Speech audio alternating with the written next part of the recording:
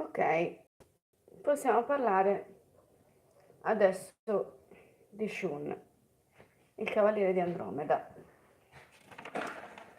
Allora, nella storia ufficiale, cioè quella classica, Andromeda o Shun, anzi prima chiamiamolo Shun che è meglio, si guadagna la sua armatura combattendo contro i compagni, uno dei quali si chiama Spica e l'altro Reda. Così si guadagna l'armatura di Andromeda, l'armatura di bronzo. Dopo decide di andare a raggiungere i suoi compagni, ehm, Seiya, Hyoga e Shun,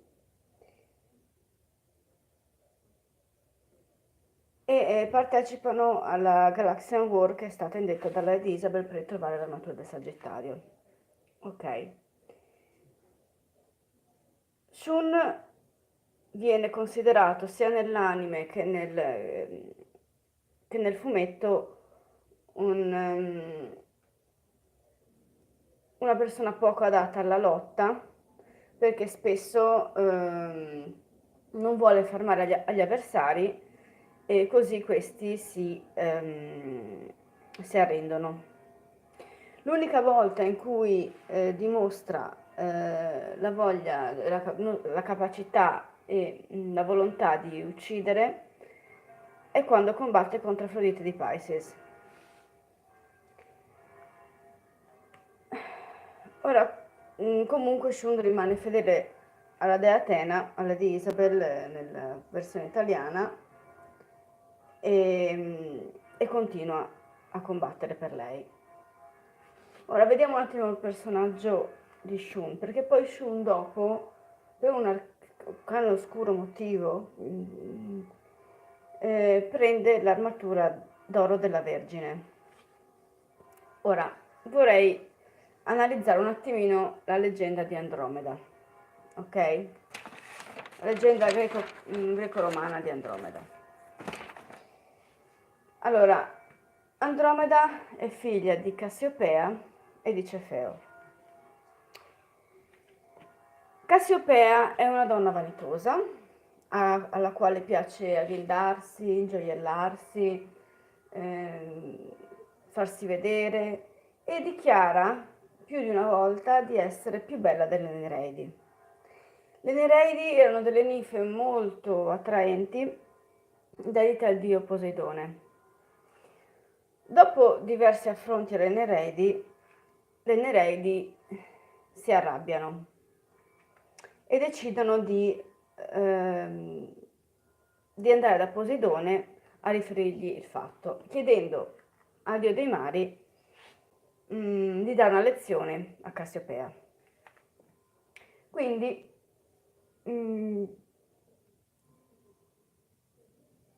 Poseidone decide di mandare Cetus, un mostro marino che causa inondazioni, dove regnava Cefeo con Cassiopea. E dopo poco gli abitanti del territorio chiedono ai regnanti che si intervenisse per risolvere il problema. Quindi Cefeo si reca all'oracolo di Ammone, che è dedicato a Zeus, e chiede come poter risolvere il problema. E gli viene detto di sacrificare la loro figlia vergine Andromeda a Poseidone. Così Andromeda viene incatenata ad uno scoglio e si aspetta che venga uccisa da Cetus.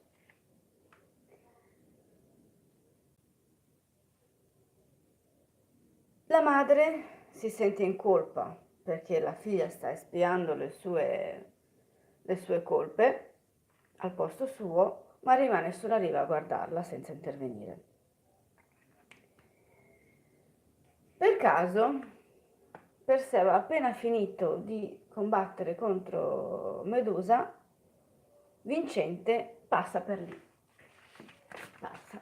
passa per lì e viene colpito da Andromeda, si reca allo scoglio dove Andromeda è incatenata, perché lì per lì pensa che Andromeda sia una statua, e gli chiede perché è lì, e Andromeda non vuole rispondere. Non vuole rispondere perché, al contrario della madre, è molto timida e non vuole parlare. Solo che dopo un po' di insistenza di Perseo, ad Andromeda viene il dubbio di poter passare per colpevole, non rispondendo. Quindi gli spiega che è lì per estirpare le colpe della madre e urla contro Cetus che la sta per divorare. In quel momento, non si sa come, Perseo riesce a prendere un momento e a chiedere il permesso ai genitori di sposarla, che poi come facevano a dargli il permesso, visto che tanto la volevano morta, non si sa. Comunque sta di fatto che chiede il permesso per sposarla, loro glielo danno subito, lui la salva e la porta via. Si sposano ed hanno 6 figli. Questi 6 figli sono Perse, Persiani, Golgofane, Tindoro e Icaro. Gli ultimi 2 sono entrambi regnanti di Sparta. Quindi i regnanti di Sparta hanno in qualche modo origine divina, perché Perseo aveva origine divina. Va bene, ok. Nell'astrologia siderale, Andromeda si trova specificatamente al 6° grado dell'Ariete. Cassiopea a 11, a 14, a 20, a 24, Cetus a 15, a 18, anche quello a 20, Cefeo a 10, a 12. Ora vediamo tutti questi gradi molto ravvicinati, e anzi anche Andromeda si trova al 20° grado dell'Ariete, quindi qualcosa a questo 20° grado dell'Ariete succede. In ogni caso la costellazione di Andromeda è legata al segno dell'Ariete, è dentro il segno dell'Ariete. Chi ha dei punti chiave dell'oroscopo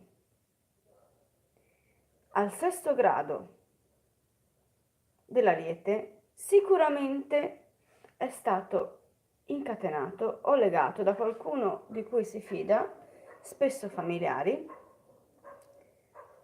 oppure vive una situazione come se fosse in prigione. Magari non può mai uscire di casa, tutte le volte che esce di casa ha un problema a casa, eccetera, eccetera.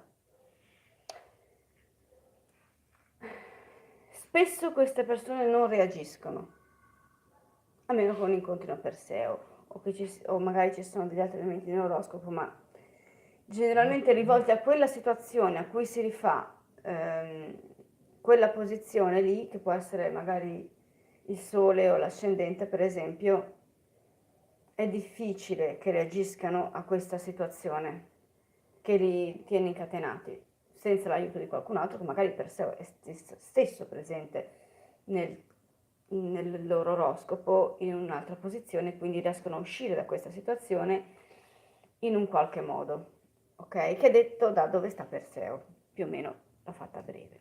Praticamente tutte queste leggende ce le ritroviamo sempre attaccate. Va bene. Nonostante Andromeda la forza di Andromeda non sia una forza reattiva, anzi potrebbero tendere piuttosto a farsi male da soli, piuttosto che reagire, riescono comunque con quel modo di fare a tenere un equilibrio.